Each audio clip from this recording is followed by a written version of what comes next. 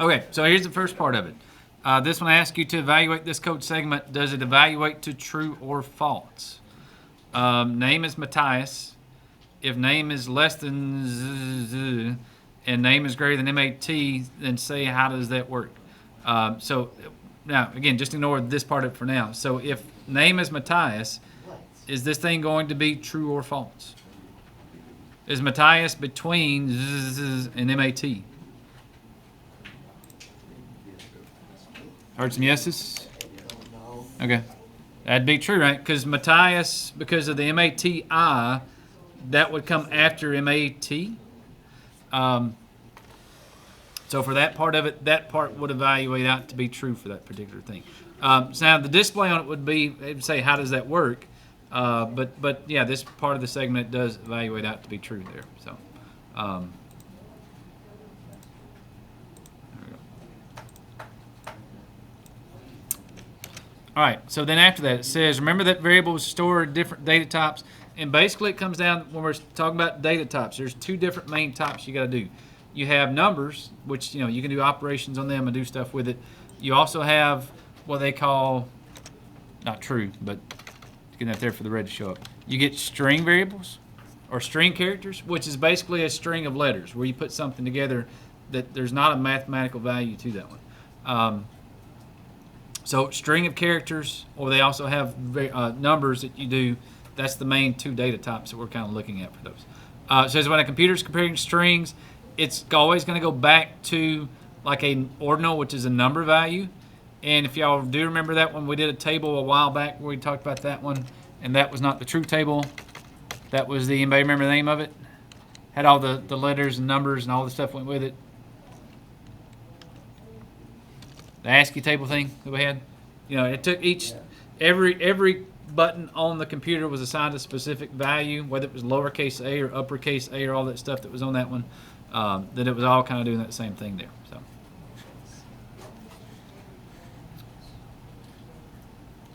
All right, so this one says compare algorithm to compare two strings is pretty simple. You compare the first characters. If one is greater or less than, then that determines which one is greater than less than. You're done. If there's a tie between the first two, then you go to the second letter to do that one. And then you basically just kind of keep going through that one. So, if you think about something, not that one there, that would be where if you were doing comparing two words, everyone and everybody.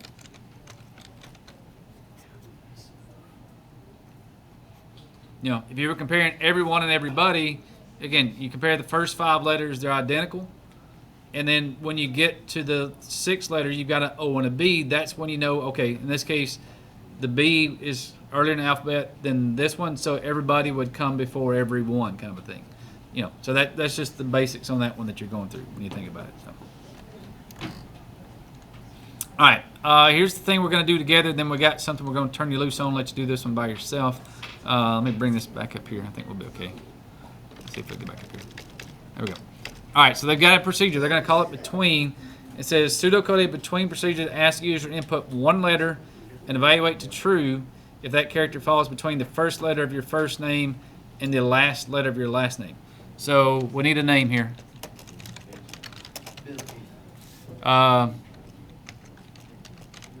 Billy. Well, we can't have Billy Bob because the B's would kind of, cap that. We need the last name. It's something different. Billy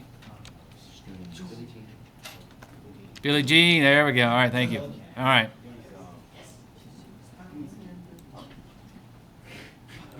All right, so if your name is Billie Jean, technically it should be, it'd be that, right? Wouldn't it Billie Jean that way? Yeah, there we go. Okay. All right. There we go. All right, so if your name is Billie Jean, says procedure between, we got to figure out how this stuff gets in between if we're going between, all of the stuff that's there to make it work out to be what it needs to be. So here we go. So here's how we do. Very first thing is, if you're going to, and we talked about this just a little bit the other day, if you're going to ask somebody a question, you have to use the display part, and that's in, again, the exam reference guide. So this is where we practice the pseudocode. You're going to display. And this is where you put in the question. Oh, got the caps lock on. Enter one letter.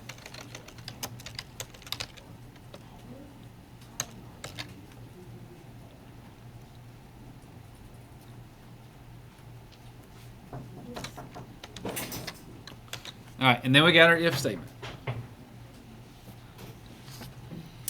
If whatever the input is, whatever that one letter is that they give to us, and again, we don't know what it is, so we'll just put input, and we got to open parentheses at the end because we don't know what it's going to be yet. But if that input is greater than B,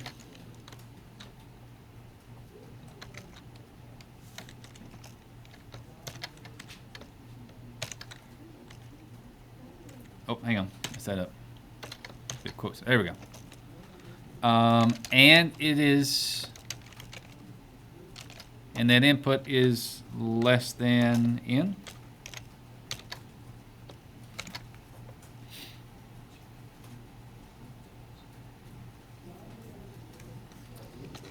And if we're going to get technical, when you do an if statement, you should have a beginning bracket and like an ending bracket, which this one, there's not a lot to it. Oh, hang on. It's kind of messed up here. Let me go back up here so we can go down.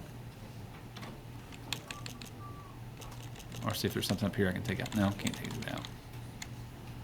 Let me see if I can take, hang on. Let me take out this line. There we go. That wherever you've got something for an if statement, you should have a beginning part of it and an ending part. So basically, here's what it is. If this input is greater than B and less than N, then it says to return true.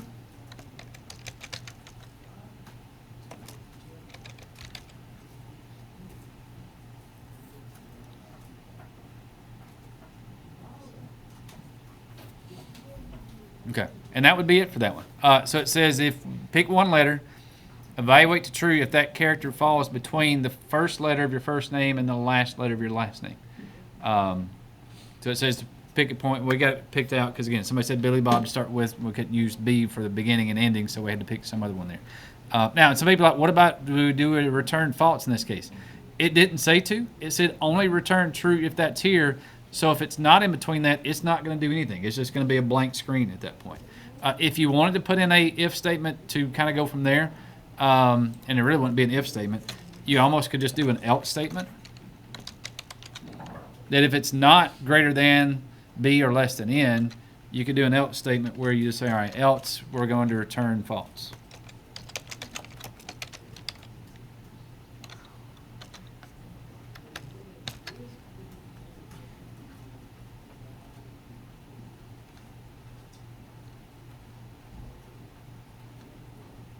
Okay, and again, they didn't really ask for this part, so if you don't have that part, that's fine, because if you do a true pseudocode based on what they said, that's the only thing that you would have going there.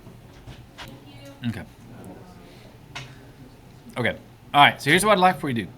Here's one that's pretty similar to the same thing. Talking about sliced bread. It says report true if the string is greater than sliced bread and false if it's not. So if you want to, take a few minutes here. Basically pseudocode it so it's going to be pretty similar to this part here, and then we'll come back in a second and just kind of see what we've got there. So, all right, so you basically could kind of take the same thing you had up here and just kind of copy it.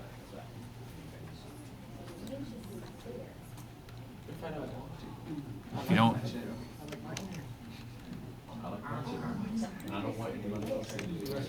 You can display, but in this case, just change your display to what's better than sliced bread. Okay. And then in this case, you're not comparing, it's just a straight, in this case, if the input is greater than sliced bread, then we would return true.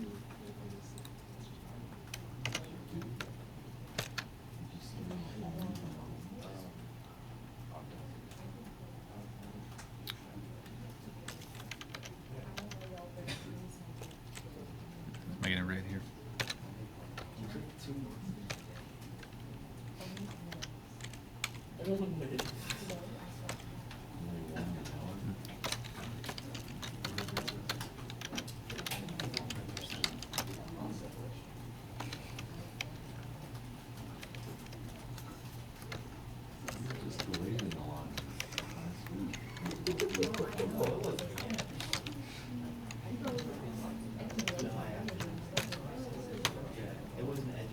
Okay, so that's you could do it the same way and kind of come up with the same thing there.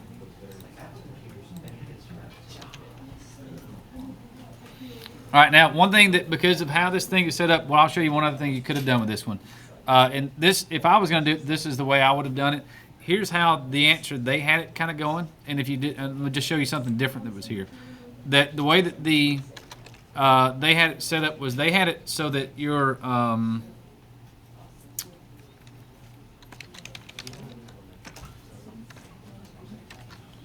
they kind of had it set to be a default that the answer was false. Falses. Because in the world of food, sliced bread, I mean, everybody talks about it. What's greater than sliced bread? And we don't realize that, like, when they actually made a machine that would slice bread, it was, like, groundbreaking. I mean, it was like it started a bread revolution, and it just kind of took off, and it was just, you know, on this one. So in this case, you could kind of start off saying, all right, we're going to assume the answer is false, that nothing is better than sliced bread. However, if you do that, for whatever it's going to be, we could say that, all right, if the answer is greater than sliced bread, then instead of returning true, we could say, all right, well, then we're going to set our answer to true. So just, and again, the other way it works, I'm just giving you another different option on this one. And then so at that point, you really don't even need this else statement that if it is defined as being false in this case, then at the end, all we're going to do is come back, and then we're going to display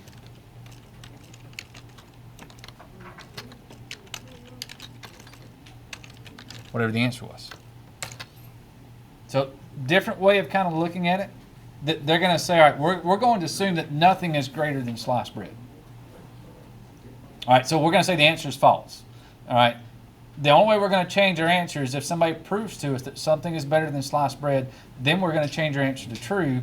And then at the end, we're going to come back and display the answer. So a different way of kind of setting this one up, but that's where we're using a variable to kind of go back and kind of do some stuff with it there and make it be what it's going to be. So, okay. So just something different to kind of throw at you there.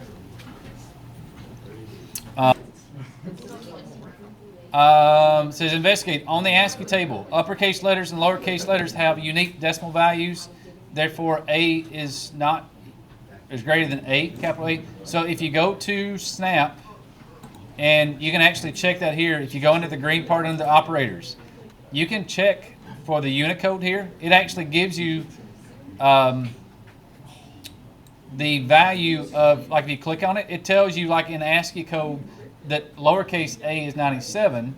And if you do like capital A, it will tell you that it's a 65. So you can actually pull out the values of the different letters in those. And in Snap, the next thing, if you notice there, it says to different values. It says, how does Snap handle this different encasing? If you check it in Snap,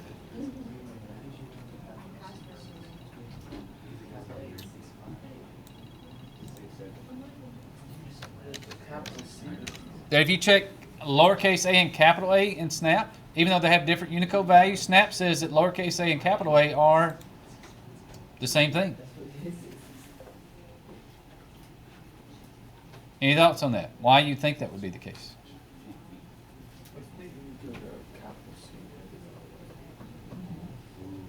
Should be like 67.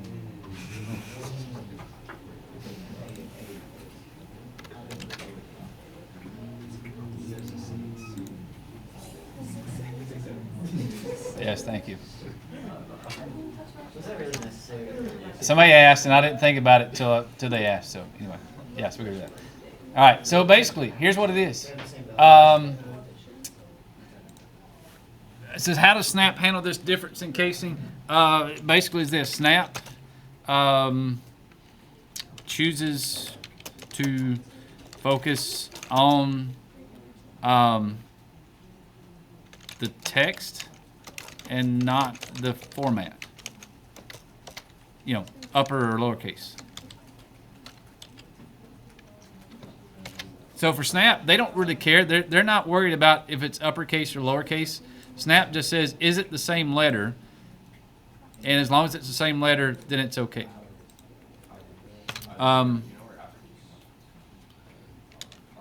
This is not true for any text-based language. So Snap is, and I haven't done anything with Scratch. Scratch may be the same way, I don't know. But Snap says, we don't care if it's uppercase or lowercase, an A is an A. Doesn't matter how it's written, it's the same thing.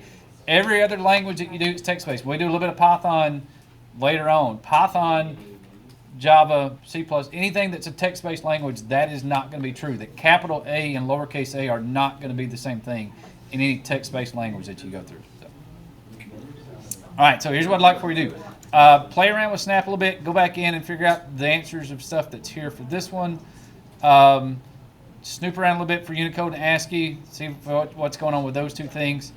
You don't necessarily have to know how you would use those blocks in a program because, you may or may not care on that part of it. If you want to find something, you can. And then main thing at the end is practice your mod division a little bit, and then see if you can figure out what's kind of going on here with this part of it. So.